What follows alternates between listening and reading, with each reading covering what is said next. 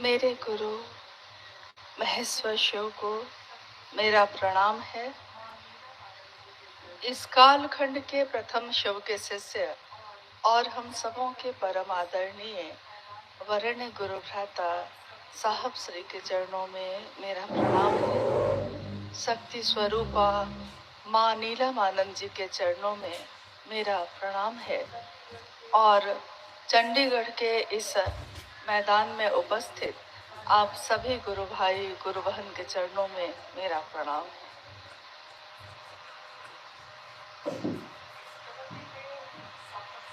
चंडीगढ़ के इस राजधानी में जो पंजाब और हरियाणा दोनों की राजधानी है, इस स्थिति पे साहब श्री के चरण महादेव का संदेश लेकर परे थे और आज भी गुरु भाई गुरु बहन लगातार उनके इस संदेश को दूसरों तक पहुंचाने में अपना योगदान दे रहे हैं, अपनी सहभागिता दे रहे हैं। माँ चंडी का ये स्थान, ये शहर नाम से ही स्पष्ट है, चंडीगढ़ है, यानी कि चंडी का किला। चंडी मतलब कौन? शिव की शक्ति। शिव अपनी शक्तियों से जाने जाते हैं। शिव खुद कुछ नहीं करते, उनकी शक्तियां उनका प्रकटीकरण है। शिव की शक्तियां ही सब कुछ संचालित करती हैं। शिव की इच्छा और उसकी इच्छा का प्रतिफल है ये दुनिया। इस दुनिया में कण कण में शिव हैं और इसका संचालन उनकी शक्तियां करती हैं। चंडीगढ़ का ये स्थान भी, चंडी का गढ़ भी, चंडी का ये किला भी उनके नाम से स्थापित है। स्वाभाविक है, नाम यानी जिसकी संगत आप लीजिएगा, आपका हमारा स्वभाव भी उसी के जैसा होने लगता है। शास्त्रों ने कहा कि कलयुग एक ऐसा युग होगा जिसमें महेश्वर और चंडी की पूजा होगी। कलयुग यानी ये युग जिसमें हम और आप आज रह रहे हैं। कभी सतयुग भी आया, कभी द्वापर भी आया, कभी त्रेता युग भी आया और आज कलयुग चल रहा है। इस युग में यानी इस पूरे संपूर्ण युग में क्या होगा? जब ये युग आया भी नहीं था, उसी समय हमारे देश के ऋषि मुनियों ने जो भविष्यवाणी की थी इस युग के लिए, उसके आधार पर लिखा गया था कि कलौ और चंडी, महादेव और चंडी की पूजा सर्वाधिक होगी। एक ऐसा युग होगा वो जिस युग में लोग धर्म से विमुख हो जाएंगे, पाप और अनाचार का बोलबाला होगा, गुरु और शिष्य की परंपरा भी जाती रहेगी। और शिव पुराण में यह उल्लेखित है कि तब दुनिया के लोगों के सामने, संसार में सबके सामने एक ही विकल्प बचेगा। लिखा हुआ है उसके आगे, नमः शिवाय। नमः शिवाय यानी शिव को प्रणाम। शिव के सिवा कोई भी अब बचाने वाला नहीं होगा। शिव के सिवा कोई दूसरा विकल्प नहीं होगा। विकल्प तब होता है जब 4-5 सत्ता सामने हो, लेकिन जब एक ही सत्ता सामने हो और कोई नहीं हो, जब तिनके का भी सहारा नहीं हो, तब आपके सामने कोई उपाय नहीं है। सिर्फ शिव की शिष्यता ही एकमात्र उपाय। साहब के कार्यक्रमों में जिसमें वो अक्सर गए हैं, आपने देखा होगा ये पंक्तियां बैनर पर लिखी रहती थी, जगत गुरु शिव की शिष्यता एकमात्र उपाय। साहब ने उस समय जब शिव को गुरु माना था, न शास्त्रों को पढ़ा था, न पुराणों को पढ़ा था, न उपनिषद और ग्रंथों को पढ़ा था, उन्होंने तो दुनिया को पढ़ा था और ये समझ लिया था कि शिव ज्ञान देते हैं तो शास्त्र आरेखित होते हैं। शिव का ज्ञान किसी में उतरता है तो किताबें लिख दी जाती हैं। अगर कोई शास्त्र का जानकार है, शास्त्र को पढ़ने वाला है, जिसने संस्कृत के सभी श्लोकों को रट लिया, याद कर लिया है, जो लगातार बोलता है संस्कृत के श्लोक को, लेकिन आत्मवेद नहीं हो पाया। ये उन्होंने बाद में लिखा भी कि शास्त्रों को पढ़ के, किताबों को पढ़ के या ग्रंथों का अध्ययन करके आप शास्त्रविद तो हो सकते हैं, लेकिन आत्मविद नहीं हो सकते। मंत्रों का, लाखों मंत्रों का जप करके आप मंत्रविद तो हो सकते हैं, मंत्र के ज्ञाता तो हो सकते हैं, लेकिन उस मंत्र के चैतन्य से आपका मिलन नहीं हो सकता। आप मंत्रविद हो सकते हैं, आत्मा की चेतना पे आपका मिलाप उससे नहीं हो सकता। मिलने के लिए तो दिल से मिला जाता है, ये रास्ता तो दिल का है, इसमें इन चीजों का क्या काम। एक कार्यक्रम चल रहा था रांची में, उस समय एक कार्यशाला में साहब श्री ने कहा, जब एक गुरु भाई की जिज्ञासा आई कि मन क्या होता है और चेतन क्या होता है, चेतन क्या होता है, तो साहब श्री ने कहा, मैं समझा तो सकता हूँ आपको, सब कुछ समझा सकता हूँ, लेकिन मेरे एक प्रश्न का उत्तर दीजिए कि गुरु चाहिए कि ज्ञान चाहिए। तो गुरु भाई लोग जितने उपस्थित थे तो सबने कहा कि गुरु चाहिए। साहब ने फिर से पूछा, गुरु चाहिए कि ज्ञान चाहिए? फिर सबने कहा गुरु चाहिए। साहब ने कहा, गुरु जब मिल जाते हैं तो प्रेम होता है, और प्रेम में जब ज्ञान आता है तो वो विवेक पूर्ण होता है, उसका परिणाम सुंदर होता है। सिर्फ ज्ञान ले लिया है और प्रेम का रास्ता नहीं जानते हैं तो ये ज्ञान एक दिन विध्वंसकारी भी साबित होती है। लेकिन उस ज्ञान में अगर विवेक है, उस ज्ञान में अगर प्रेम भी है, तो ये प्रेम पूर्ण ज्ञान आपकी यात्रा को, आपके रास्ते को एक मंजिल तक पहुंचाएगी। अभी भाई, जो गुरु भाई अभी भजन गा रहे थे, जब देश आजाद हुआ था उस समय ये गीत गाए जाते थे। देश की आजादी के बाद, सन 1947 के बाद, सन 1948 में साहब श्री का जन्म हुआ सिवान के अमलोरी नामक ग्राम में। एक तरफ देश आजाद हुआ शारीरिक रूप से, शरीर से, और एक तरफ एक ऐसे बालक का जन्म जिसने आने वाले समय में, कालांतर में लोगों की मानसिक गुलामी से उनको आजादी दिलाई। मानसिक गुलामी बहुत बड़ी गुलामी होती है। शरीर स्वतंत्र हो सकता है, लेकिन मन अगर स्वतंत्र ना हुआ तो जीवन जीने की कला हम नहीं सीख पाते। शिव की पूजा तो प्राचीन समय से होती आई, अनेक रूपों में होती आई है।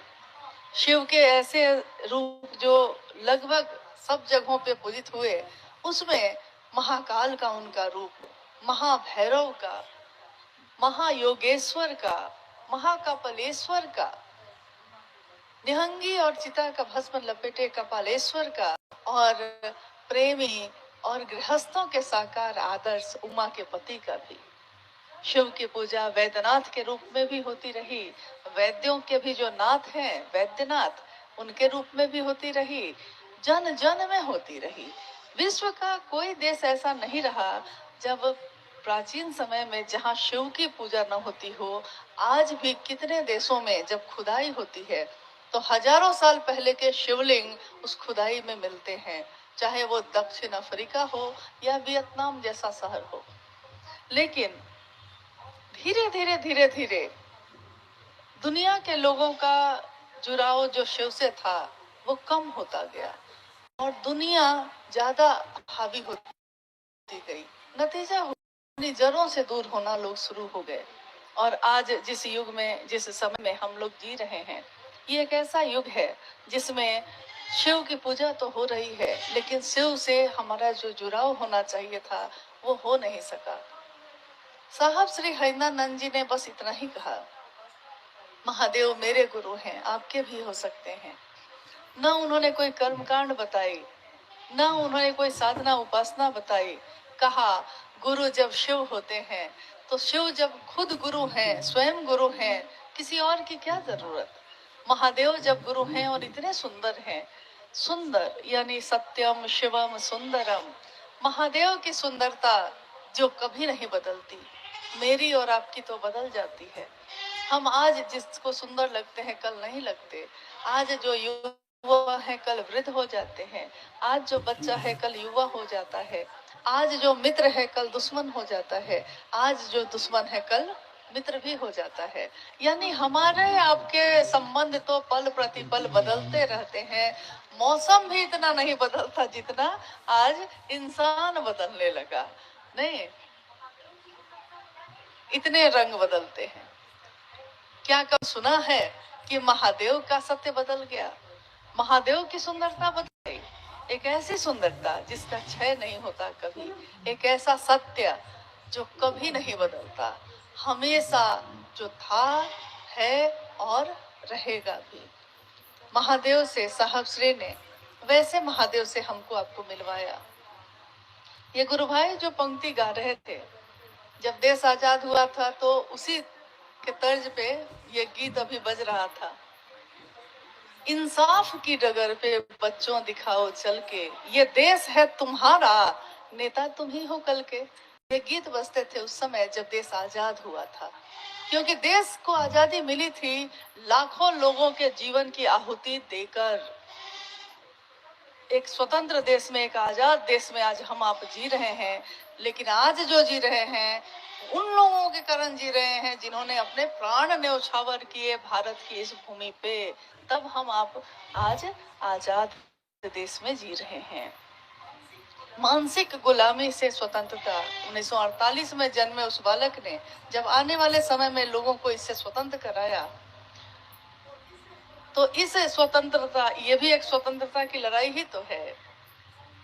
संकीर्णताओं से जकड़े हुए समाज को, संकीर्णता से जकड़े हुए जगत को महादेव से मिलवा देना, और शिव समस्त संकीर्णताओं से मुक्ति की राह दिखाते हैं। हर संकीर्णता, हर बंधन को तोड़ते हैं। जंजीर चाहे सोने की हो, जंजीर चाहे लोहे की हो, जंजीर तो जंजीर ही होती है। तो साहब श्री ने महादेव के उस स्वरूप से हमको आपको मिलवाया जो इन सारे बंधनों को तोड़कर मुक्त करते हैं। आज भारत ही नहीं, कितने देशों में महादेव के गुरु स्वरूप की बात हो रही है। हर व्यक्ति परमात्मा पथ का पथिक हो सकता है, हर इंसान, हर जीव शिव का शिष्य हो सकता है। ये बात तो हमारे आपके अंदर पहले थी ही नहीं, किसी ने ये कहा ही नहीं, किसी ने ये चाहा ही नहीं कि हम आप भी आगे बढ़े। कोई नहीं चाह रहा था। ये सब चाहते थे कि मैं आगे बढ़ूं, लेकिन ये कोई नहीं चाहता था कि सब आगे बढ़े, सब उस रास्ते पे चले। ये रास्ता जो उस समय बना भी नहीं था, अध्यात्म का ये रास्ता जो किसी न किसी के लिए बनाया ही नहीं, खुद तो बनाया, खुद गया, लेकिन दूसरों के लिए वो रास्ता छोड़ा नहीं। कहते हैं ना, सीढ़ियों से छत पे तो चले गए और सीढ़ियों को फिर से छत पे खींच लिया ताकि कोई दूसरा चढ़ ही नहीं सके। लेकिन साहब श्री ने अपने जीवन को सीढ़ी बनाया सबके लिए। तब आज हम और आप शिव की उस छत पे जाके खड़े होके आजाद मन से, मन में जो आता है सो कहते हैं, लेकिन हम भूल जाते हैं कि जिसके कारण ये आए हैं, बात तो उसी की करनी होगी, बात तो उन्हीं की होगी। ये डगर जो शिव की है, ये डगर जो हरिंद्र की बनाई हुई है, इस डगर को बनाने में उनके इस शरीर ने, उनके इस मन ने, तन मन और धन तीनों से रिश्ते निभाए जाते हैं। तीनों से जो रिश्ते उन्होंने निभाए होंगे उसमें बहुत कुछ हुआ तो होगा, क्या क्या ना हुआ होगा, कितने लोगों ने देखा होगा, नहीं देखा होगा। आज जब हमारे लिए रास्ता बन गया और हम उस रास्ते पे चलने लगे, तो देखने में आता है कि कोई अपने मन से जो मन हो वो करता है, कोई कुछ करता है, कोई कुछ करता है। साहब के डगर पे तो चलेंगे। साहब ने एक बार कहा, देखिए अभी मुझको वो बात याद आई कि जगह जगह से खबर आने शुरू हुई उस समय, ऐसा हो रहा है, ऐसा हो रहा है। साहब ने कहा कि आज इस आकाश में सब अपना अपना हेलीकॉप्टर उड़ा रहा है, कोई हवाई जहाज उड़ा रहा है, कोई हेलीकॉप्टर उड़ा रहा है। एरोड्रम एक जगह होती है। इस एरोड्रम को बनाने में मैंने और नीलम ने क्या क्या ना सहा, और जब एरोड्रम बन गया है तो सब अपना अपना जहाज उड़ा रहा है, लेकिन ये भूल गया है कि अगर एरोड्रम का रास्ता भूल जाएगा तो उतरेगा कहाँ? उड़ तो जाएगा आकाश में, उतरेगा कहाँ? कुछ दिन के कर्मफल हैं आपके, आपको उड़ने में मदद तो कर देंगे, लेकिन जब उतरना चाहिएगा तो वो जगह ही नहीं बचेगी। इसलिए उन्होंने बार बार सभी लोगों से ये अनुनय किया और अनुरोध भी किया, ऋणी भी हुए उन समस्त लोगों के लिए जिन्होंने अपने गुरु के काम में उनकी मदद की। ये वो लोग थे जो निर्बल थे, जिनके पास निर्बल सामर्थ्य था, न बहुत बड़े लोग थे, न बहुत बड़ी संपत्ति थी, न बहुत सुविधा थी, लेकिन अपने निर्बल सामर्थ्य में उन्होंने महादेव का काम आगे बढ़ाया, साहब श्री का साथ दिया। साहब कहते हैं, मैं ऋणी हूँ उन सभी शिव शिष्यों के लिए भी जिन्होंने मेरे गुरु शिव के काम में ईमानदारी पूर्वक अपना साथ दिया है, अपना सहयोग दिया है। और मैं शिव का शिष्य हरिंद्रानंद अवनत हूँ उन समस्त शिव शिष्यों के लिए जिन्होंने मेरे कहे अनुसार इस रास्ते पे आगे बढ़ने का काम किया है, दूसरों को शिव से जोड़ा है। मेरे गुरु शिव ने एक दिन कहा था कि तुम जो करते हो वो दूसरों को करने के लिए नहीं कहते, और मैं ये कहता हूँ कि जो मैंने अपने गुरु के आदेश से करना शुरू किया, उस आदेश के अंतर ये पूरी दुनिया आती है, दुनिया के सारे लोग आते हैं। मैंने लोगों से यही कहा कि जो तुम्हारी सामर्थ्य है, इस पे बहुत गौर करने की बात है। उन्होंने साहब ने कहा कि जो आपकी सामर्थ्य है, जो हमारी सामर्थ्य है, उस सामर्थ्य में हमने महादेव के लिए क्या किया, ये मेरी निजी बात है, ये मेरे गुरु और मेरे शिष्यता की बात है। हम रहते भीड़ में हैं, लेकिन हर आदमी की अपनी यात्रा है। सबके साथ चलते हैं, सबके साथ रहते हैं, लेकिन यात्रा तो अपनी अपनी सबकी नितांत व्यक्तिगत है, सबकी अपनी है। यानी हमने कितना रास्ता तय किया है। अगर मंजिल पता हो और रास्ता भी बना हुआ हो, बस चलना है, सही रास्ते पे चल रहे हैं तो मंजिल तो मिलेगी ही मिलेगी। हम में से अनेक गुरु भाई गुरु बहन जिन्होंने 20 साल पहले शिव को गुरु बनाया होगा, 30 साल पहले बनाया होगा, कोई अभी अभी बना होगा, यानी समय का अंतराल हो सकता है। कोई 2 महीने का शिव शिष्य होगा, कोई 5 साल का होगा, कोई 10 साल, 20 साल, कोई 30 साल का भी है। अक्सर क्या होता है कि जब हम शिव को गुरु बनाते हैं, हमारा मन उस समय बहुत ही निर्मल, निस्वार्थ, प्रेमपूर्ण ढंग से, मोहब्बत का रास्ता है ये, गुरु शिव होंगे, मैं उनका शिष्य होऊंगा, ये सोच के ये यात्रा शुरू करते हैं। यात्रा शुरुआत तो बहुत अच्छी होती है। कहते हैं कि जब आगाज अच्छा हो तो अंजाम भी अच्छा ही होता है। तो आगाज इतना सुंदर है तो अंजाम कितना सुंदर होगा। यहाँ गौर करने की बात एक ही है कि हमारी यात्रा, ये जो यात्रा है, जो साहब श्री ने दिखाया है रास्ता, इस रास्ते पे जो हम आप चल रहे हैं, इस यात्रा में बहुत सारी चीजें हैं। भटकाव भी है, हरियाली भी है, सुंदरता भी है। मंजिल अगर पता है और मंजिल पे पहुंचने का जुनून है, अगर जाना ही जाना है, पहुंचना ही पहुंचना है, शिव से मिलना ही मिलना है, शिव को चाहा है, शिव के लिए ये संकल्प है अगर, तब तो रास्ता तय हो के रहेगा। चाहे उस रास्ते पे कितने भी गड्ढे हों, चाहे उस रास्ते में कितने भी भटकाव हों, लेकिन अगर आपका मन मंजिल को नहीं भूला है तो कोई आपको भटका नहीं सकता। हरिंद्र की डगर पे बच्चों दिखाओ चल के, अभी तो सुन रहे थे आप, और शिव शिष्य हैं आप, कल के आज के भी हैं। एक बार एक जिज्ञासा आई। एक गुरु भाई ने कहा साहब श्री से, आपको लगेगा कि बार बार ये कोई ना कोई जिज्ञासा या घटना क्यों बता रही है। बात क्या है कि ये घटनाएं, ये बातें हमारे आपके मन के धुंध को हटाती हैं। जो उत्तर साहब ने दिया है वो हमारे मन को बहुत साफ करता है, क्योंकि लोगों ने तो बड़ी बड़ी बातें बताई, इतनी भारी चीज बताई कि हमारे आपके समझ में ही नहीं आई। लेकिन साहब से ने छोटे छोटे उदाहरण और बातों से हमारे मन के बड़ी बड़ी समस्याओं को सुलझा दिया। उन्होंने कहा, जब ये बात आई कि एक नए नए गुरु भाई गुरु बहन आए थे मिलने, उन्होंने कहा साहब हम लोग जब जाते हैं अपने क्षेत्र में जहाँ हम रहते हैं गुरु का काम करने, तो जो गुरु भाई लोग हैं हम लोग को कहते हैं तुम लोग को क्या आता है, तुम लोग को कुछ नहीं आता, तुम लोग कुछ नहीं कर सकते जब तक हम लोग नहीं बताएंगे। क्योंकि हम लोग तो बहुत साहब के साथ रहे हैं, हम लोगों ने तो साहब की बहुत बात सुनी है, तुमने तो सुनी नहीं, तुम तो बैठे नहीं, तुम तो आज आज बने हो, हम लोग तो बहुत पुराने हैं। तो साहब पहले तो हंसने लगे। उन्होंने कहा कि हाँ मुझसे भी पहले के होंगे, अति प्राचीन होंगे। लेकिन जब ये बात थोड़ी बढ़ी तो उन्होंने कहा कि जानते हो एक घटना सुनाता हूँ। और उन्होंने एक घटना सुनाई।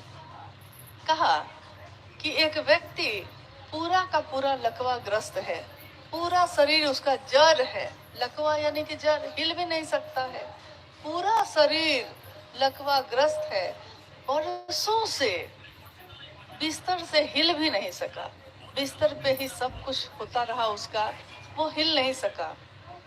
लोग आते थे उसके पास मिलने, सहानुभूति जताते थे उससे, कहते थे कि क्या करिएगा, कोई कर्म फल होगा, भोग रहे होंगे, कह के चले जाते थे।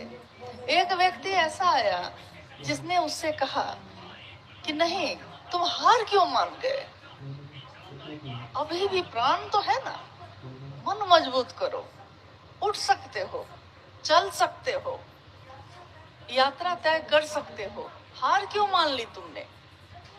जब वो प्रतिदिन आने लगा और उसको बार बार ये बात कहने लगा, उस व्यक्ति के मन में भी आवेश पैदा हुआ। उसको लगा कि अगर ये बार बार कह रहा है इसका अर्थ है कि शायद मैं चल सकता हूँ, शायद मैं शरीर से खड़ा हो सकता हूँ। तो उसने प्रयास किया। आपने सुना है, अभी गौर करते हैं कि नहीं, शिव का गुरु पद में भाई सतीश जी ने एक पंक्ति बताई जो साहब की लिखी हुई है, मनुष्य की शारीरिक शक्ति से बलशाली होती है उसकी मानसिक शक्ति, और मानसिक शक्ति से भी बलशाली होती है उसकी आध्यात्मिक शक्ति। आध्यात्मिक शक्ति यानी शिव से जुड़ाव हमारा। हम में कोई बल नहीं है, लेकिन उसमें उनके बल का तो कहीं था ही नहीं है। हमारा अंत है लेकिन वो तो अनंत है, हमारी सीमा है लेकिन वो तो असीम है। हमारी आपकी तुलना नहीं हो सकती। लेकिन तो उस व्यक्ति ने बार बार जब कहा उससे कि मन को मजबूत करो ना, महादेव से दया मांगो ना, थोड़ा चल सकते हो, चल सकते हो। और एक दिन उसने बार बार प्रयास कर किया, इतना किया कि उसकी उंगलियां थोड़ी हिलनी शुरू हुई, हाथ पैरों में थोड़ी कंपन शुरू हुई। उसका उत्साह और बढ़ा, उसको लगा कि हम खड़े हो सकते हैं। और बार बार का ये श्रम एक दिन ऐसा हुआ कि वो बिस्तर से उठकर बैठ गया। बैठा ही नहीं, फिर कुछ प्रयास के बाद खड़ा भी हुआ। खड़ा ही नहीं हुआ, निरंतर प्रयास से, निरंतर लगातार प्रयास से एक दिन वो दौड़ भी पाया। 2 कदम, 4 कदम, 5 कदम। और जब एक दिन वो 1 किलोमीटर दौड़ के गया, उसी समय सामने से एक व्यक्ति दौड़ता हुआ आ रहा था तेजी से। उससे मुलाकात हो गई इनकी। उस व्यक्ति ने जो दौड़ के आ रहा था इस व्यक्ति से कहा कि लगता है आप भी दौड़ने निकले हैं। इसने कहा कि हाँ भैया। इसकी तो खुशी का पारावार नहीं था, क्योंकि जो हिल नहीं सकता था आज वो 1 किलोमीटर दौड़ पाया है। वो तो सपने में भी नहीं सोच पा रहा था कि मैं भी एक दिन ऐसा कर सकता हूँ। उसको तो खुशी का उसका पारावार नहीं था। उस व्यक्ति ने जब कहा कि आप भी दौड़ने निकले हैं, तो इसने पूछा उससे कि भैया आप भी दौड़ते हैं? तो सामने वाले ने कहा, दौड़ता हूँ, मैं तो 20 किलोमीटर रोज दौड़ता हूँ, रोज 20 किलोमीटर दौड़ता हूँ, देखते हो मेरे हाथ मेरे पाँव। साहब कह रहे हैं, देखते हो? सामने वाला व्यक्ति जो अभी अभी 1 किलोमीटर दौड़ के आया था, इसका मन मुरझा गया, हताश हो गया। इसको लगा कि इसके सामने हम क्या हैं, कुछ भी नहीं है। कहाँ ये 20 किलोमीटर दौड़ता है रोज, कहाँ मैं इतने सालों के बाद 1 किलोमीटर दौड़ पाया। और हताश होकर वो बैठ गया। जो आदमी उससे बार बार मिलने आता था और कहता था महादेव से दया मांगो, वो इसको ढूंढते हुए निकला तो देखता है कि चुपचाप सिर पे हाथ रख के बैठा हुआ है। उसने पूछा, इससे क्यों बैठे हो? दौड़ने निकले थे, रुक क्यों गए, बैठ क्यों गए? तो उसने कहा कि वो व्यक्ति आया तो उसने कहा कि तुम क्या हो मेरे सामने? सही है ना भैया, मैं उसके सामने क्या हूँ? तो उस व्यक्ति ने कहा, ये जो तुम अपनी जड़ता से निकले, ये जो तुम्हारा शरीर हिल भी नहीं सकता था, आज जो दौड़ा है ये तुम्हारी उपलब्धि है। और वो जो 20 किलोमीटर दौड़ा है ये उसकी उपलब्धि है। उसको उसका किया हुआ मिलेगा, तुमको अपना किया हुआ मिलेगा। तुम्हारी जड़ता से तुम निकले हो। आज अगर कोई 1 महीना या 2 महीने का गुरु भाई है तो वो उस जड़ता से निकला जिसमें वो जकड़ा हुआ था। हम सभी गुरु भाई गुरु बहनों को उसका उत्साह और बढ़ाना चाहिए। उसको ये कह के हताश नहीं करना चाहिए कि तुम कुछ नहीं जानते, क्योंकि महादेव किसको खड़ा करके क्या काम करवाएंगे ये हम लोग नहीं जानते। वो किसके द्वारा क्या करवा लेंगे कोई नहीं जानता।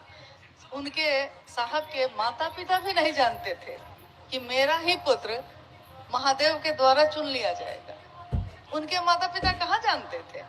तो कौन जानता है कि किसके अंदर से वो साहब हरिंद्र क्या बोल रहे हैं और क्या समझाना चाहते हैं। रास्ता उनका है, चलना हमको आपको सबको है, लेकिन एक दूसरे का सम्मान करिए, एक दूसरे का हम लोग उत्साह बढ़ाएं, मदद करें। समीक्षा तो सब करते हैं बैठ के, ये अच्छा हुआ ये खराब हुआ, मदद कोई नहीं करता।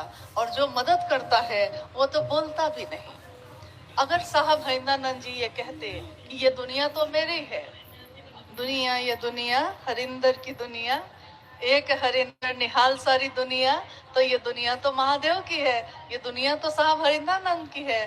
लेकिन हमारा आपका मन पकड़ लेता है कि मेरा है, मैंने किया तो मेरा है। महादेव के काम को बढ़ाने के लिए कर्ता मन का होना तो सही है, अच्छा है। कर्ता मन खड़ा रहेगा तब ना हम कुछ करेंगे, और अगर हम कुछ करेंगे नहीं तो महादेव की दया नहीं होगी। जो साहब ने कहा कि पहला सूत्र दया मांगना है, लेकिन ये दया मिलती कब है? जब आप गुरु आदेशित कर्म करते हैं। कर्म करिएगा तब ना दया होगी, कर्म किया ही नहीं है, कह देते हैं कि महादेव दया करेंगे तब ना होगा, तो ऐसा नहीं होता। कुछ तो करिए, विश्वास हो या ना हो, महादेव के लिए कुछ जो भी आप कर सकते हैं करिए।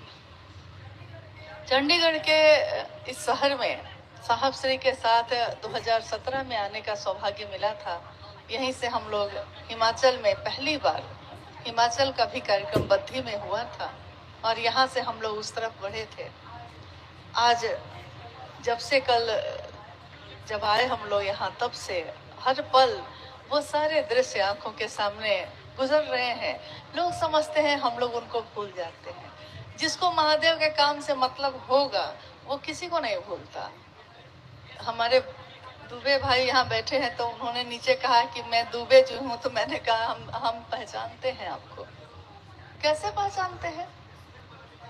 कभी बात तो किए नहीं। क्योंकि जब मेरे साहब आए यहाँ तो इन्होंने फूलों का गुच्छा देकर उनका स्वागत किया, इन्होंने उनको भोजन कराया है। तो मैं इनको नहीं भूल सकती, ये मुझको भूल सकते हैं।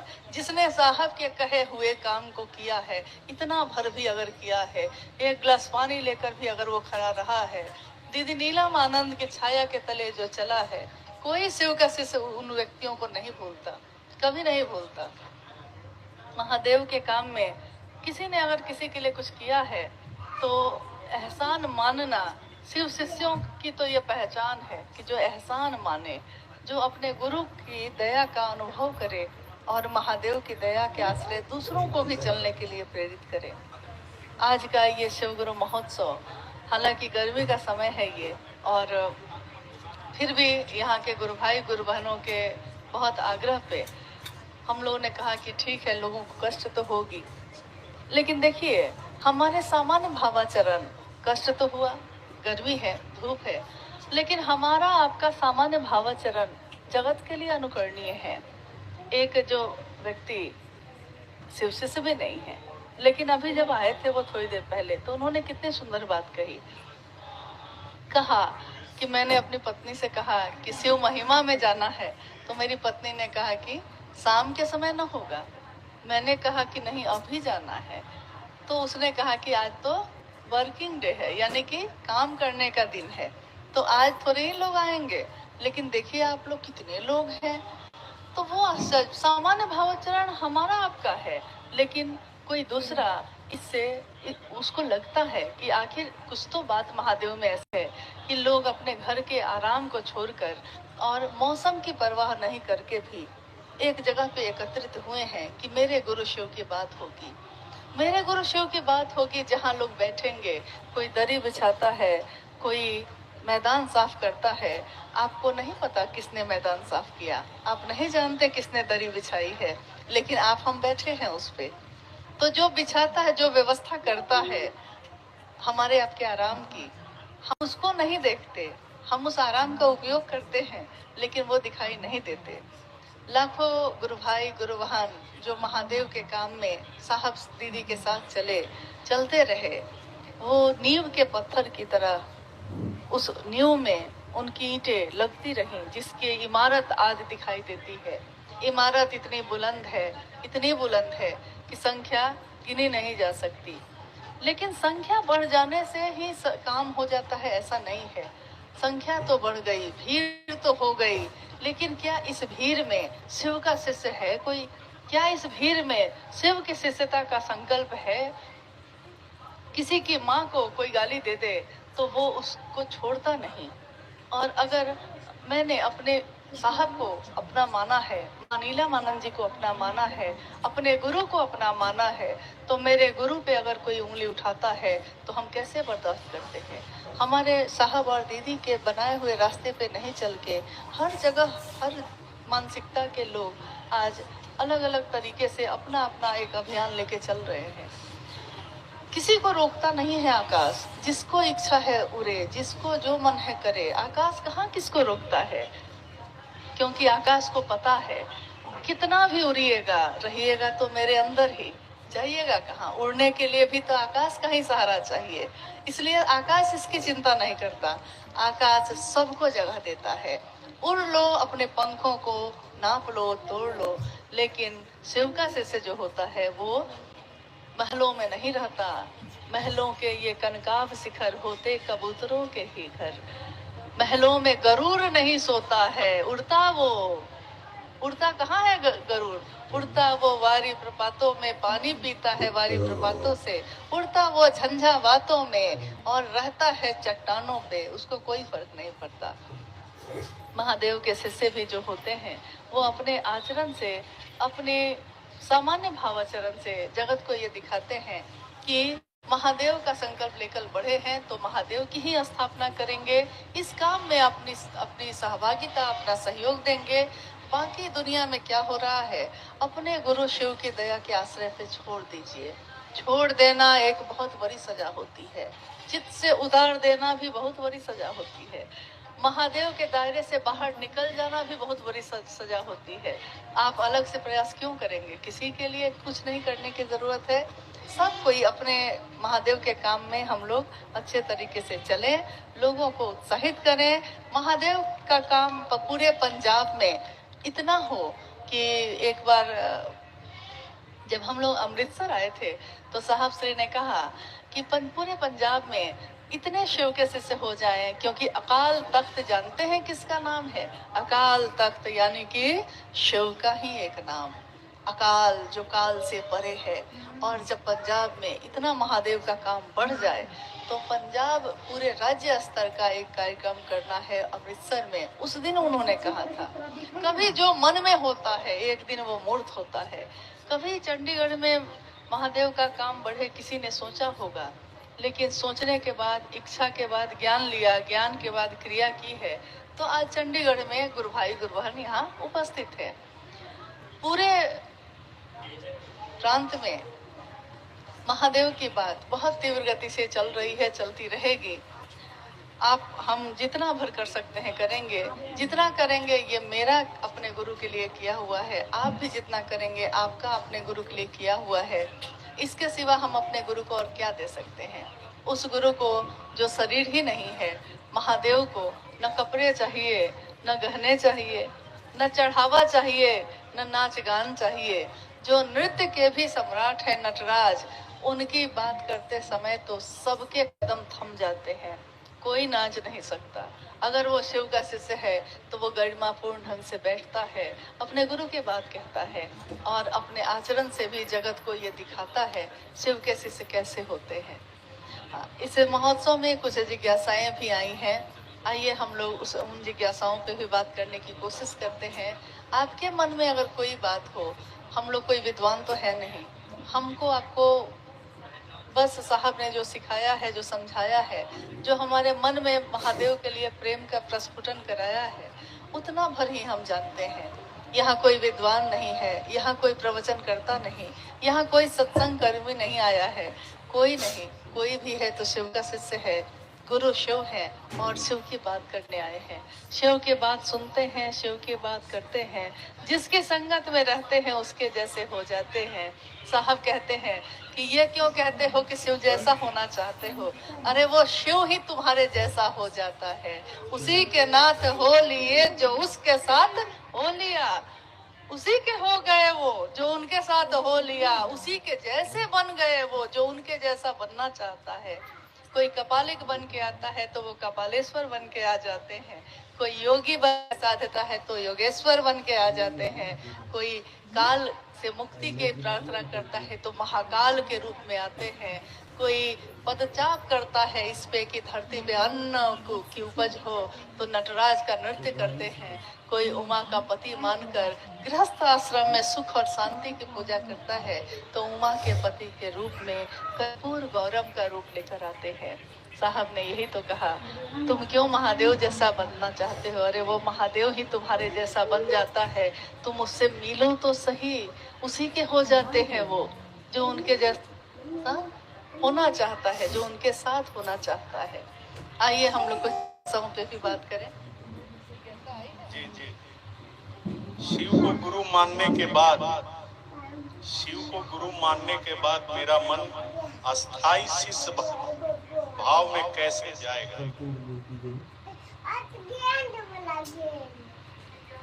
जिज्ञासा आपने सुनी है।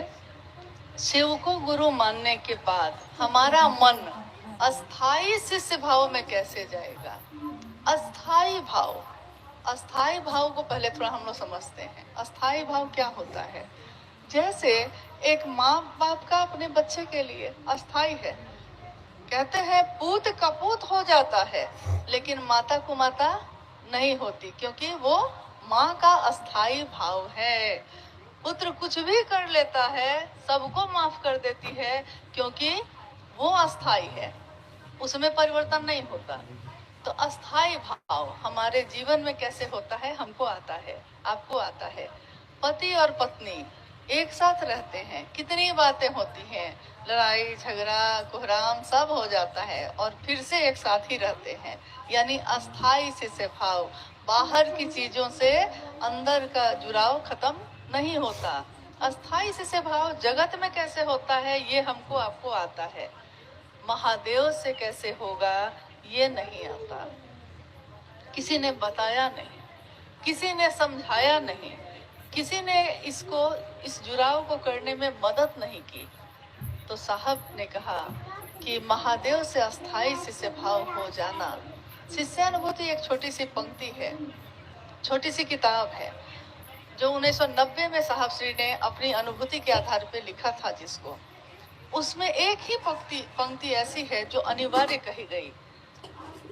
आपका अस्थाई शिष्य भाव होना ही शिव के शिष्यता में अनिवार्य है। कंगन पहनना अनिवार्य नहीं है, तीनों सूत्र करना ही पड़ेगा, यहाँ तक कि उसको भी अनिवार्य नहीं कहा गया, लेकिन अस्थाई शिष्य भाव होगा, होना ही होना है, ये अनिवार्य कहा गया।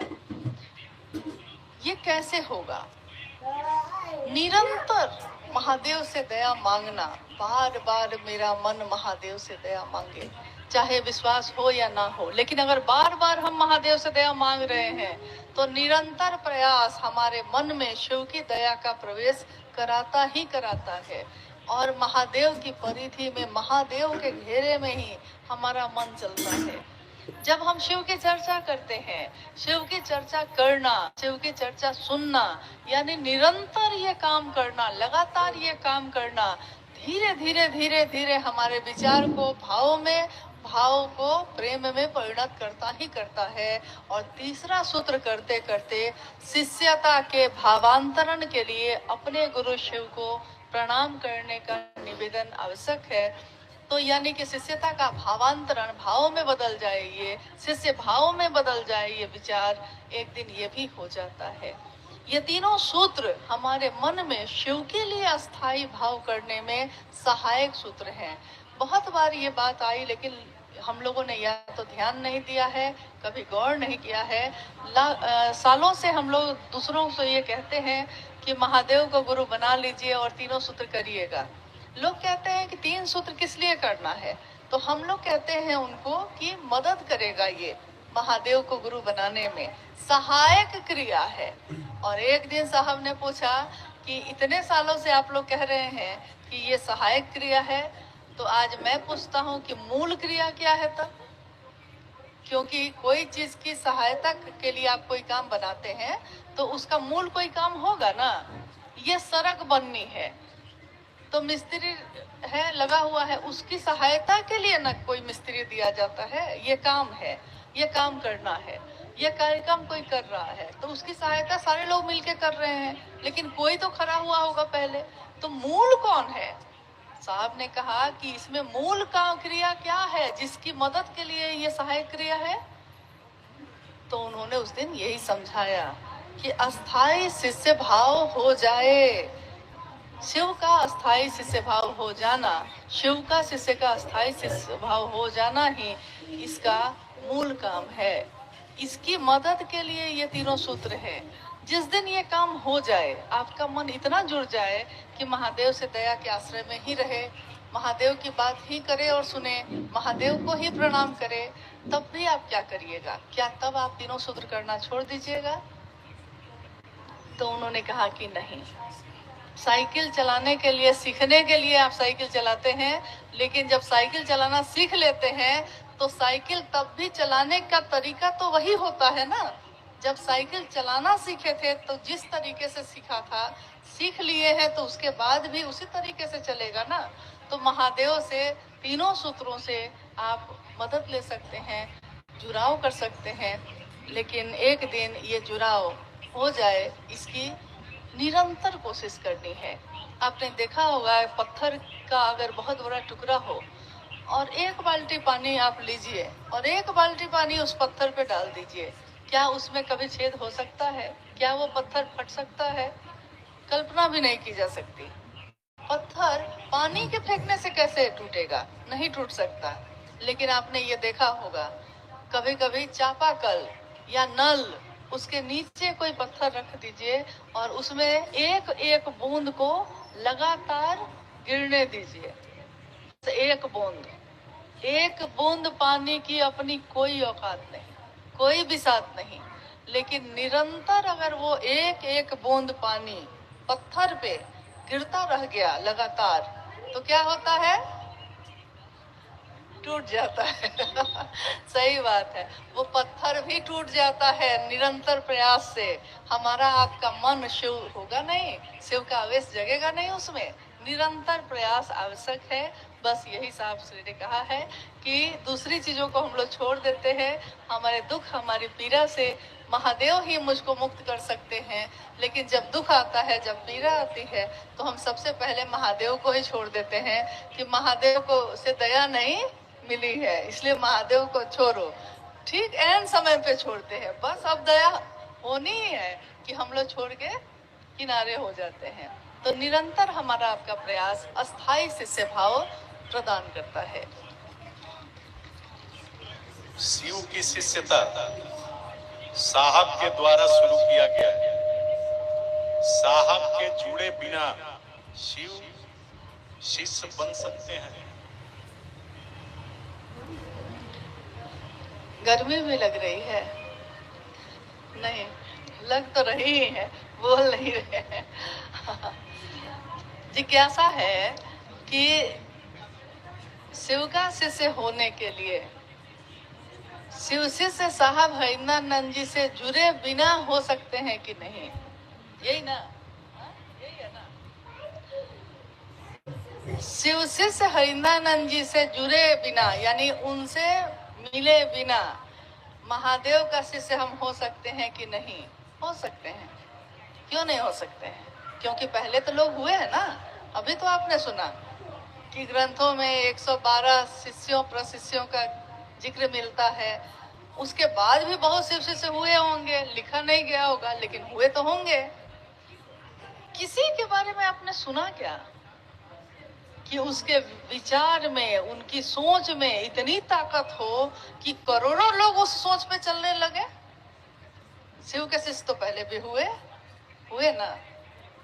यानी शिव शिष्य तो आप हो सकते हैं। उसके लिए आपको साहब हरिंद्रानंद जी से जुड़ाव रखना कोई जरूरी नहीं है। लेकिन अगर आपकी ये चाहत है कि मैं भी शिव शिष्य बनूं और दूसरे भी शिव शिष्य बने, वसुधैव कुटुंबकम, जिसका उदार चित्त हो, जो सबका भला चाहता हो, अपनी यात्रा भी तय करना चाहता है, दूसरों की यात्रा में पत्थर जो पड़े हैं उसको भी हटाना चाहता है, चलते तो सब हैं, तब वैसे लोगों के लिए तो उनसे जुड़ाव रखना ही होगा। क्योंकि उनके सिवा किसी ने ये नहीं चाहा है कि शिव मेरे आपके भी गुरु हो जाएं। और जो शिव का शिष्य होगा वो कृतज्ञ होता है, कृतज्ञ तो हो ही नहीं सकता। ये मेरे शब्द नहीं है, ये शब्द हैं साहब हरिंद्रानंद जी के। जो कृतज्ञ होता है वो शिव का शिष्य हो ही नहीं सकता, और जो शिव का शिष्य होता है वो झुकता है सबके आगे।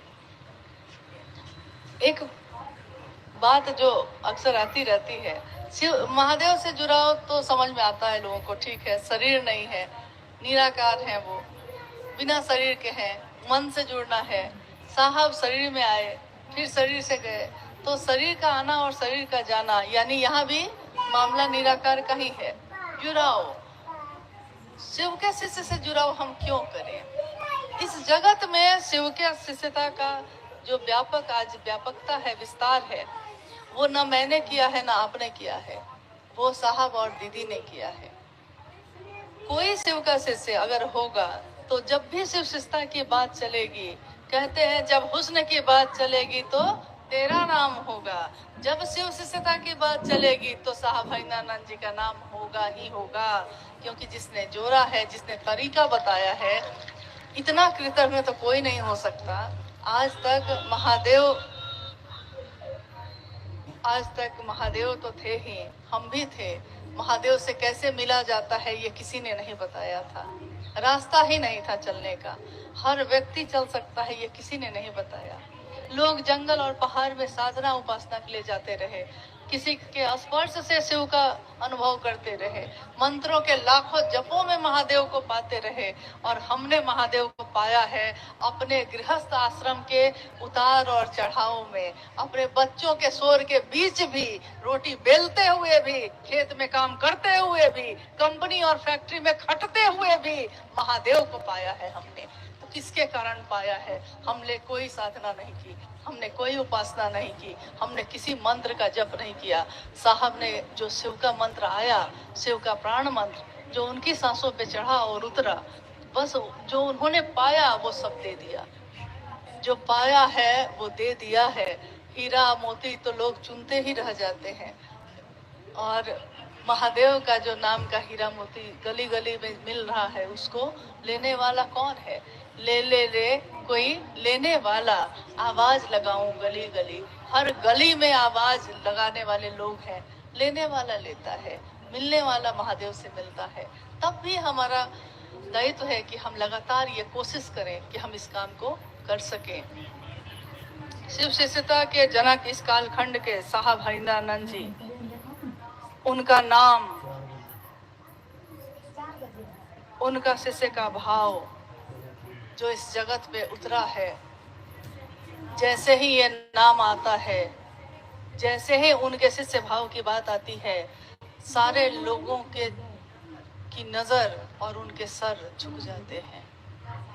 क्या साहब ने जबरदस्ती झुकाया है किसी का सर? क्या साहब ने जबरदस्ती ये कहा कि हाँ मुझको प्रणाम करो? क्योंकि परंपरा तो है कि जो आपको रास्ता दिखाता है आपको उसको प्रणाम करना ही होगा। लेकिन साहब श्री ने तो आपसे हमसे ये भी नहीं चाहा कि आप उनको प्रणाम भी करें। अरे कोई महादेव का भजन छोड़ के अगर साहब का भजन करने लगता था, वो उस पर भी नाराज होते थे और कहते कि मैंने तो शिव की स्थापना के लिए भेजा था, मेरा नाम क्यों लेने लगे? जो इतना है, जो आसमां के जैसा बैठा है, मैंने अभी तो कहा आसमां किसी को नहीं रोकता, वो तो सर झुकाए बैठा है, हमें ही हो न सका उसके कद का अंदाजा, वो तो आसमां है मगर सर झुकाए बैठा है, और हम आप कुछ नहीं है तो उड़े चले जा रहे हैं, सबके ऊपर हमको कब्जा कर लेना है, सोचे चले जा रहे हैं। लेकिन याद रखिएगा, ये मनसा किसी के सफल नहीं होगी। ये इतने अभी तक के जीवन में मैंने जो अनुभव किया है, जैसे ही मूल धारा से हटते हैं हम, हमारे चिथड़े उड़ जाते हैं। कोई दूसरा आपके लिए कुछ नहीं करता, कोई किसी का अहित क्यों सोचेगा, लेकिन महादेव की शिष्यता की मूल धारा, उसके साथ स्वयं शिव के शिष्य साहब हरिंद्रानंद जी की ऊर्जा चल रही है, वो स्वयं चल रहे हैं। आप किसी और का साथ छोड़ते हैं तो कोई दिक्कत नहीं है, मेरा छोड़ दीजिए, उनका छोड़ दीजिए, क्या फर्क पड़ेगा? हम लोग तो ऐसे भी एक दूसरे के साथ छोड़ते रहते हैं, पकड़ते रहते हैं, कोई फर्क नहीं पड़ता।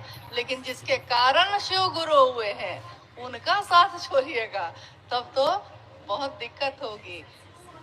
तू अगर मुझको न चाहे तो कोई बात नहीं है, लेकिन किसी गैर को चाहोगी तो मुश्किल होगी। साहब को चाहिएगा तो कोई दिक्कत कहीं नहीं है, आपकी हर हरकत को माफ किया जाता है। लेकिन अगर उन्हीं से आपकी दूरी हो गई तो फिर कहाँ जाइएगा? जब रास्ता, कहते हैं कि जब हम किसी जगह को देखने जाते हैं तो हम गाइड लेते हैं। गाइड इसलिए लेते हैं, दिल्ली में एक भूल भुलैया, ये क्या है, कुछ है ना, जंतर मंतर क्या क्या है, हाँ कुछ बना हुआ है, और एक जगह पे भूल भुलैया थी। तो लोगों ने कहा कि ये भूल भुलैया जो है, इसमें अगर गाइड नहीं जाएगा तो रास्ता, सारे रास्ते एक जैसे ही लग रहे हैं, बहुत भ्रम की स्थिति हो जाती है। सब रास्ते तो एक जैसे ही लग रहे हैं, सब जगह तो महादेव की ही बात हो रही है, नहीं तो सब जगह तो रास्ते एक जैसे ही लग रहे हैं। सही रास्ता कौन सा है, जब तक मार्गदर्शक ना हो पता ही नहीं चलता है, नहीं तो उसी में भटकते रह जाते हैं। शिव शिष्यता के मार्गदर्शक तो स्वयं शिव ही है, लेकिन उन तक पहुंचाने वाले तो साहब श्री ही हैं, और तो कोई नहीं है। जब शिव शिष्यता का रास्ता नहीं बना था तब तो उन्होंने बनाया। जब तीनों सूत्रों का निरूपण नहीं था, उसको उन्होंने, सही में देखिए कितने आश्चर्य की बात है, महादेव गुरु है बताने वाले वही, तीन सूत्रों का निरूपण करने वाले वही, रास्ता शिव शिष्यता का बनाने वाले वही, हमारे आपके दिलों में महादेव को जिंदा करने वाले वही, शिव तुम जागो कहने वाले वही। और देखिए, उन्हीं को छोड़कर अलग होने के या उन्हीं के साथ नहीं चलने की मनसा कैसे आपके कर्म को कैसे आपके स्वकर्म उस तरफ खींच लेते हैं। महादेव की दया की बारिश है, जो वो चाहेंगे वही होगा। हम लोग बस इतना ही कह सकते हैं कि हमारी आपकी अनुभूति तो यही है कि उनको छोड़ के चला नहीं जा सकता, एक कदम भी नहीं चल सकिएगा, क्योंकि उनके तत्व को हमने अपने जाना ही नहीं है। हम में से कोई ये कह सकता है कि उन्होंने कहा कि महादेव से मिलो, मुझसे मिलने क्यों आते हो? कोई सज्जन आदमी ये कहता है क्या कि मुझसे मिलने आइए? कोई सज्जन व्यक्ति ये कहेगा कि हमको प्रणाम करिए? ये तो हमारा आपका शिष्टाचार होता है कि हम किसके आगे सर झुकाते हैं, किसको प्रणाम करते हैं। वो तो महादेव से मिलवा के अपने आप को पीछे कर रहे हैं, लेकिन जिसने महादेव से मिलवा दिया, महादेव से मिल लिए तो मतलब निकल गया, तो पहचानते नहीं। वो जा रहे हैं ऐसे जैसे जानते नहीं, मतलब निकल गया तो पहचानते नहीं। अरे भाई ऐसा तो नहीं होता, फिर जरूरत पड़ेगी, क्योंकि हर जगह मील के पत्थर के रूप में तो वही है। मैं हूँ सजनी मील का पत्थर, अंक पढ़ो चुपचाप पधारो, मत आरोपो अपने पन को, मत मुझ पर देवत्व उतारो। ये कहने वाले साहब ये कह रहे हैं कि मैं तो मील का पत्थर हूँ ना, मुझसे क्या जुड़ते हो, चलो ना तुम रास्ते पे आगे बढ़ो। मुझको देवता मानने लगते हो, मुझ पे अपनापन जताने लगते हो, मंजिल उधर है, रास्ता बना हुआ है, चलिए ना आप, क्यों मुझसे बार बार जुड़ते हैं। वो ये कह रहे हैं। लेकिन मील का पत्थर अगर जगह जगह आपको हमको नहीं मिलता रहे तो हम रास्ता ही भटक जाते हैं, हमको पता ही नहीं चलता कि सही रास्ते पे जा भी रहे हैं कि नहीं। कालका से चंडीगढ़ आने का रास्ता यहाँ से यहाँ तक है, और जगह जगह लिखा है यहाँ से Chandigarh 50 kilometre, 49 kilometre, 48 kilometre, 45 kilometre, अब 20 किलोमीटर। और जब चंडीगढ़ पहुंच गए थे तो 0 किलोमीटर लिखा हुआ भी मिला होगा। चंडीगढ़ अब 0 किलोमीटर, यहाँ भी वही मिल रहे हैं। कहाँ कहाँ छोड़िएगा उनको, हर जगह तो वही मिल रहे हैं, वही चला रहे हैं। नहीं, उनको छोड़ के तो नहीं चला जा सकता, हमारी आपकी अनुभूति है।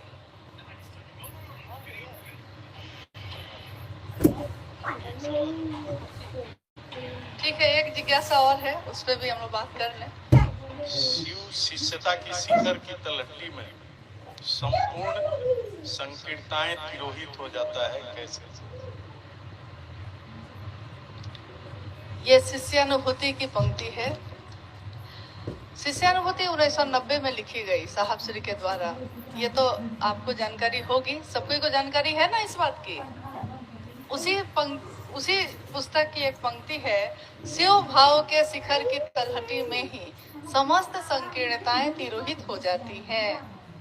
शिव भाव का शिखर, यानी अगर शिव का भाव जो है, गुरु का भाव, जीव को बंधन मुक्त कर कर शिव करने की जो प्रक्रिया है महादेव की, उसको कहते हैं गुरु भाव, दया भाव, जिसमें वो जीव को बंधन से मुक्त करते हैं, जगत का आवेश न्यून करते हैं और शिव का आवेश अत्यधिक कर देते हैं। वो गुरु भाव। शिव भाव का शिखर, अगर उसको एक पहाड़ मान लिया जाए, एक पर्वत मान लिया जाए, और शिव का भाव उसका शिखर हो, यानी चोटी हो। शिव का भाव का शिखर मतलब एक पर्वत की चोटी, जो सबसे ऊपर का भाग होता है। शिव भाव के शिखर की तलहटी में ही, नीचे ही, तलहटी यानी घाटी में ही, अभी तो पहाड़ के नजदीक भी नहीं गए हैं, अभी पहाड़ के नजदीक हो रहे हैं, तलहटी में ही समस्त संकीर्णताएं तिरोहित हो जाती हैं। यानी तलहटी में ही है अभी तो पहाड़ चढ़ना भी शुरू नहीं किया, और शिव भाव का तो शिखर बहुत ऊपर है अभी। लेकिन तभी हमारे मन की सारी संकीर्णताएं तिरोहित हो जाती हैं, यानी सारे बंधन खुलते चले जाते हैं, टूटते चले जाते हैं। बंधन इस धरती पे क्या क्या है? बंधन जाति का, धर्म का, पुरुष का, स्त्री का, कोई काला है, कोई गोरा है, कोई सुंदर है, कोई कुरूप है, कोई अमीर है, कोई गरीब है, हर तरह की संकीर्णता, कोई दोस्त है, कोई दुश्मन है, किसी में जलन है, किसी में पीड़ा है, हर तरह की संकीर्णता। लेकिन जैसे ही मूल उद्देश्य पे हमारा ध्यान जाता है, हम अपनी पीड़ा, अपने दुख को भी भूल जाते हैं। हम दूसरों के यात्रा की समीक्षा करना भी भूल जाते हैं। हम ये देखना भी भूल जाते हैं कि कौन किस जाति, किस धर्म का है कोई, क्योंकि गुरु और शिष्य परंपरा में जाति और धर्म का कोई मतलब ही नहीं होता। जहाँ शिव गुरु हो, समस्त संकीर्णताएं वही खत्म हो जाती हैं। पिछले 2 साल पहले जब हम लोग एक बार एक यात्रा में आए थे, जालंधर और लुधियाना और पंचकुला, तो जब नाभा से हम लोग पंचकुला के लिए बढ़े, नाभा में गर्मी थी पूरी, और जब पंचकुला के पास पहुंचे तो पहुंचने से पहले ही ठंड लगनी शुरू हो गई। पहाड़ तो नहीं है वहाँ, पहाड़ तो वहाँ से बहुत दूर है, हिमाचल और बढ़िएगा तब है, लेकिन ठंड हमको पंचकुला में ही लगने लगी। अभी तो दूर है, तलहटी है वो ना, तलहटी में ही ठंड लगने लगी। तो जब शरीर को बर्फ का एहसास इतनी दूर से हो जाता है, शिव भाव की परिधि में भी सिर्फ हम आ जाएं तो शिव का ही दर्शन नहीं होता है। कहाँ शिव का दर्शन नहीं होता है? हर जगह। और जब शिव का दर्शन होता है तो सारी संकीर्णताएं तो अपने आप खत्म होंगी, रोशनी आएगी, सारे अंधेरे खत्म हो जाते हैं। जब बंधन टूटेंगे तो जंजीर चाहे लोहे की हो या सोने की, जंजीर तो टूटेगी ही टूटेगी। गुरु तो दोनों जंजीर को काटते हैं। वो जगत के आवेश को भी न्यून कर देंगे, अपना आवेश भी पैदा कर देंगे और रास्ता प्रशस्त भी करते चले जाएंगे। जब हमने अपने महादेव को गुरु माना था, साहब ने कहा कि याद कीजिए उस दिन को जिस दिन आपने शिव को अपना गुरु माना था। कितने अच्छे मन से माना था, कितनी अच्छी सोच से माना था। सोचा था कि महादेव मेरे गुरु हैं, मैं उनका शिष्य बनूंगा। और आज देखिए 2, 4, 5 वर्ष क्या बीते, मोहब्बत तिजारत में बदल गई। तिजारत का अर्थ होता है व्यापार, मोहब्बत का अर्थ होता है जिसमें जान भी दे देता है आदमी। दिल दिया है जान भी देंगे, दिल दिया है तो जान भी देंगे ऐसा हम तेरे लिए, क्योंकि तुमने महादेव से मिलवाया है। हम आपके सामने जितना भी झुके, जितना भी झुके, फिर भी कम होगा, क्योंकि आपने कभी झुकाया नहीं है। आपने तो सर उठा के चलना सिखाया है। आपने कहाँ कहा कि हाँ तुम गुट बना लेना, कहाँ कहा था कि तुम अलग अलग झंडा उठा लेना। उन्होंने तो साफ कहा था। लोगों ने जब उनसे पूछा था कि क्या शिव श्रेष्ठता में भी ऐसा होगा, क्या शिव श्रेष्ठता में भी ऐसा होगा कि जब शरीर नहीं रहेगा तो लोग 2 भाग, 3 भाग, 5 भाग में बट जाएंगे। और साहब श्री ने कहा उस दिन, जो उन्होंने बरसों पहले कहा है वो हो के रहा है, चाहे हम माने या ना माने वो हो के रहेगा। उन्होंने उस दिन कहा था शिव के शिष्यता में पहले ही लोग बटेंगे, लेकिन एक दिन धीरे धीरे धीरे धीरे उनके सारे बंधन खत्म होते चले जाएंगे और वो सब के सब शिव शिष्यता के राजमार्ग पर चलेंगे। और उसकी मंजिल एक शिव है, उसके सिवा कोई नहीं।